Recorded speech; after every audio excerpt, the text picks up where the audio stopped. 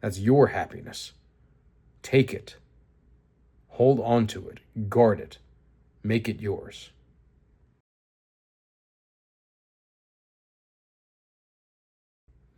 Hello, friends. Welcome back. This morning I got a text message from a good friend of mine, and he was a little bit concerned about things just becoming more and more dystopian feeling. We spoke for a little bit about what that's like for him, right? And how I cope with it, how he copes with it. I also got a call from someone very special who just spoke about not being able to afford rent anymore. There's just too many problems in our lives that we're dealing with. Things are just constantly becoming more and more expensive. Nothing is ever becoming any cheaper. It seems like nothing is ever going to get better. In some places, it seems like it's just straight up a police state. And regardless of how you feel about it, you can probably understand why tensions would be running real high for a lot of people. Why would there be a lot of stress in the air, lots of worries, and just a whole bunch of unrest? Like, how am I going to be able to afford rent? How am I going to not be evicted? How am I going to be able to go throughout my life doing these things? Being able to, like, what happens if I get confronted by an armed individual, right? Am I going to be kidnapped? Am I going to be taken away? What's going to happen? And I don't have great answers for those things. As for what you should do if you encounter an ICE agent, how to act and what to say and what not to say. I'm no lawyer, right? And I won't speak as if I am.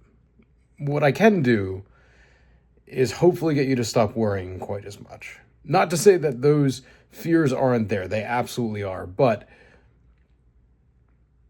there's only so much we can do about them, unfortunately. Now, there's clearly a whole lot to be said about, being able to band together, right, and make things happen and make differences in our communities, be able to change lots of things, be able to change what life feels like. And that's definitely something that we want to do, and we want to be a part of that movement. But I'm talking about on a personal level, how you deal with things, right? I think this is probably one of the biggest questions of our time, it feels like, which is, how do I pay attention to things in politics? How do I pay attention to, right, all of these things that are going on with the country, with the world, and how it just seems like things are always getting worse and that things are never getting better? And how am I supposed to deal with that? The more I pay attention, the more it feels like I'm going crazy. It just seems like everything is hopeless and I'm losing my absolute mind. How do I deal with that? That's what I want to talk about, because we're going to deal with this in the same way that Facebook does, that Instagram does, that TikTok does, right? X, right? All the social media sites that you can think of, really more or less every website that you can think of, every app that you can think of, because they all want one thing, right? And you can make an argument that they want your data, and sure, yes, also that. But what I'm talking about is they want the one thing that is the most powerful thing in your arsenal. No question. And that is your attention. Your attention determines everything. The more that you pay attention to something, the more you let it affect you, right? And the more you think about that, the more you've primed your brain to look for other things that are like what you've been paying attention to. If someone else is controlling what you're paying attention to, they control how you feel about it, right? They control the way that your brain is being primed, what you're going to be looking for, right? And as a result, they can go and direct you, right? In a way, you're a thing that just gets to be controlled. If you want more control over your life and get to determine how you feel, stop letting other people, other companies, websites, apps determine what you're focused on. Take back your attention. Put it on things you care about, right? If you're constantly tuned in to things that are negative, that are terrible, that are horrific, that are emblematic of what a lot of the world can feel like, where it's scary and overwhelming, you're going to be more primed to look for things like that. You can go and prime yourself to be looking for very positive, beautiful, optimistic experiences, right? And that can rewire your brain so that you end up looking for more things that are then hopeful, optimistic, beautiful. And yes, a lot of the things that I want to be doing using this channel are about getting things done and being productive and being the person that I want to be. But it's also about living the life I want to lead. And do I really want to be living a life where I'm afraid all the time? Like, really think about that. How do you want to feel? How do you want to feel in your daily life? Do you want to be spending it afraid? Do you want to be spending it just worrying about what's going to happen? There's plenty of worries already. There's no need for all of this to keep taking your attention, making you just worry all the time. There was some study out there that I believe said there was like 85% of all of your worries never even happen. Truth be told, if they don't happen, I have no idea how they even calculate that. But the idea is the same, right? The worries that you have, most of them will never come to pass. Not saying that they couldn't, right? But there's a difference between paying attention to something, acknowledging that something could happen, maybe even preparing for it, and not letting it absolutely consume you. You can go and choose the way that your day feels. You can choose the way that life feels. How do you want to feel? Put things in your day, put things in your life that make you feel like that. Get your brain to start seeing other things, seeing the good in other situations. Like anything else, that's a skill. You can practice that. Like a muscle, that can get stronger. You can be better at identifying the good in things, at finding things to appreciate. And when suddenly there's way more to love about life, way more to get excited about, way more to be hopeful about, suddenly life begins to feel a lot better. And that's what I want for you. I imagine you want that for you. To stop letting other people, organizations, whatever, corporations, decide what it is that your attention goes towards. Stop letting them decide how you feel.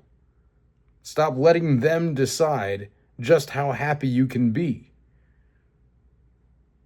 It's way too much power for them. And that's power that you're supposed to have. You deserve that power. That's your attention. That's your happiness. Take it. Hold on to it. Guard it. Make it yours. Now, homework for you. Start by trying to sit for like 5 minutes. Just 5 minutes in silence, right? No phone, no nothing. I'm not saying you have to meditate, although go for it if you want to. But just in general, just remember, this is the world. This is life, right? And life can be a thing where you were just spoon-fed dopamine over and over and over again, but then you are not really in control of your attention, right? Because you just end up seeking out more of this dopamine. So try to get it back. And in trying to get it back, you can start doing that by sitting, right? Being very intentional with your time. Think about where it's going. You can actually make a log about, like, how did I spend my time today, right? You can even break it down to the hour, from 1 o'clock to 2 o'clock. What did I do, right? You can be as regimented with it as you want, but you can kind of force your way back into having more control of your time, right? More control of your attention if you feel like you don't have a good firm grasp on it. But try to sit with it. Try to remember what life actually feels like. With that out of the way, I had homework. 3 homework assignments. 1, clean this place. And like this, right? This is my 3rd week. My first video showed just the disarray of my home, right? And as I say, so within, so without, right? Essentially, your mental state, right? The clutter in your mind will be can be observed outside your mind in the environment that you make for yourself. Which makes sense. I'm a very scatterbrained person. There's a lot of clutter up here. There's a lot of clutter in the room. So did I clean it? Right. That's number 1, right? Homework number 2 was submit my writing, right, to 1 or more contests, whatever, submit my writing. That's something I've wanted to do for a long time, right? And then the third was cooking. I made a goal and said I was going to cook twice, not just once. That would have been plenty. Twice, right? So let's see how I did. Once again, looking at the chair, let's pull back and see how I did.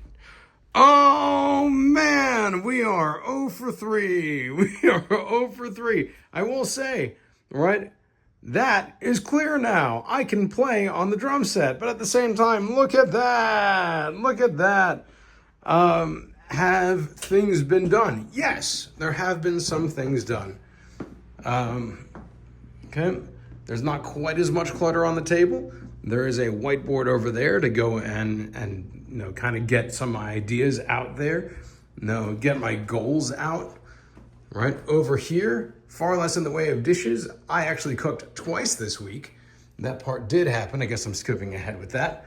Then going back over here, look at that. Look at how beautiful the floor is. There's still plenty over there, but look at the floor. Look at that. Oh, yeah. So I decided to try to go and fold everything. Then I got distracted with something else and clearly didn't do that. But the idea was there. Hi. As you can see, attention got fractured, scattered. I made some progress, not as much as I wanted to. In my mind, I was going to go and have the whole thing cleaned up because there was embarrassment about showing it. I'm not going to say that it gets easier doing this and showing the mess, but in a way it does, because it's me just being honest and saying I don't always succeed at the things I set out to do. As far as looking up where to send writings off to and submit writing, for poetry, for fiction, I like to write a lot of both of those. I found like 200 places to do that. I've been doing a lot of research. I found a lot of sites, a lot of magazines, there's so many. There's a great tool called Submission Grinder that just has like a ton of things out, and you can just like click on whichever ones. And so it's a really cool tool. And I found plenty more than just that. There's a lot of places to apply to. So I got caught up in the research and I applied to none of them. So we're on 0 for 2 of things that I wanted to do. But cooking, that I got done. I didn't just do it once. I cooked twice, and it was good. It was merry. So, with that being said, why didn't I? Well, because I was too busy having adventures, right? And I had to go and cat sit this week, and about an hour from where I live. And so I actually did get a lot of things done. I wasn't really home as much as I wanted to. And are those excuses? Yes. But I got a lot of things done, right? So it's probably hard to tell with the audio, but the heat is on. Oh, there was no heat in my house until this week. I got that fixed. That's a huge thing. Snaps to me. Snaps for me. I'm very impressed with myself. I was very worried about it costing way too much, and so I didn't initially call anyone to do that, to look at it. It seemed too scary, but figured in the end, just figure out at least what it is, and it's fixed. We got it fixed. So huge thing, right? The second massive thing for this week, right? Finished Stranger Things season 5. Absolutely amazing, phenomenal, literally a perfect ending, phenomenal season. I cried so many times. It's so beautiful. I'm almost certainly going to go back and maybe watch the entire season again. It's so good. Definitely specific scenes. If you've seen it, you know what some of those scenes are, right? If you haven't seen it, dude, go watch. Go watch now. It's so amazing. All right. For the third thing that I did this week, right? That cat, right? Amazing. I love that cat so much. And I haven't had too many times where I just had like beautiful connections with a pet of any kind. Because I'm allergic to both cats and dogs. So growing up, we had a bunch of both, but I was kind of told sort of not to interact with them all that much, wouldn't be that great for me. And I had just literally the most wonderful, wonderful time with this cat, and it just meant the world to me. I absolutely had the most amazing, amazing nights with her. Overall, it was a phenomenal week. Absolutely loved it. So I want to keep that going. I want to give myself more homework for this week. So by next week, what I would like to do is definitely have more improvements once again, right, on my place. Distractions galore, no doubt, but like actually have a more noticeable difference. Certainly in this room for sure. Actually get that corner and the rest of the closet in this room dealt with, finished. Yes, I want to definitely do that. I'm going to keep the cooking going. So I'm just going to say cooking 3 times this week. Right? I think that would feel really good. Let's see. So now that I've done the research, I would like to do a submission of either poetry or fiction to at least one of those contest things that I've looked up. So perfect. I would also very much like to get a camera set up, all right, and be able to mess around with the camera and have something in here that can be a little bit better than this. This is like totally working enough for what I need right now, but I would really enjoy having something a bit more. And now I'm just going to play a little montage of my little victories this week.